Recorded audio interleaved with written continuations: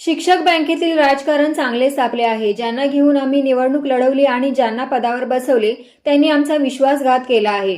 खोट्या केसेस घालण्याचा उद्योग या कारभाराने चालवला आहे। यामुळे अनेक संचालक संतप्त झाले आहेत। अशातच आता शिक्षक संघाचे एकत्रीकरण झाल्याने आमच्याकडे 12 संचालक आहेत।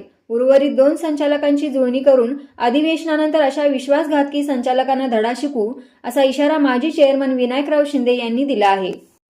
शिवाय सांगली जिल्हा प्राथमिक शिक्षक सहकारी बँकेची निवडणूक लढवताना आम्ही धैर्यशील पाटील, अमोल माने यांच्याबरोबर असणारा संघ आणि विनायक शिंदे म्हणून मी अध्यक्ष माझ्या नेतृत्वाखाली असणारा संघ आम्ही निवडणूकसुद्धा एकत्र लढवली होती। यापुढे सुद्धा सांगली जिल्हा प्राथमिक शिक्षक सहकारी बँकेचा कारभार धैर्यशील पाटील यांच्या नेतृत्वाखाली आम्ही सर्व 12 संचालक, आज संघाचे 12 संचालक आम्ही एकत्र आलोय।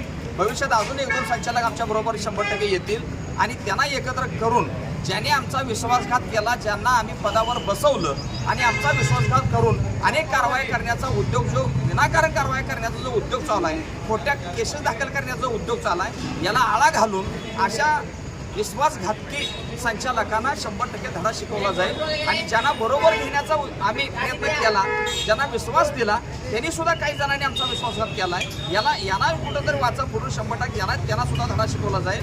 आणि सांगली जिल्हा प्राथमिक शिक्षक संघ या एकत्रीकरण आज झाल्यानंतर आम्ही सांगली जिल्हा प्राथमिक शिक्षक संघाच्या नेतृत्वाखाली जुनी पेन्शन शिक्षक संघ ही शाखा आम्ही जिल्हा आणि तालुक्यात आम्ही जाहीर करणार आहे।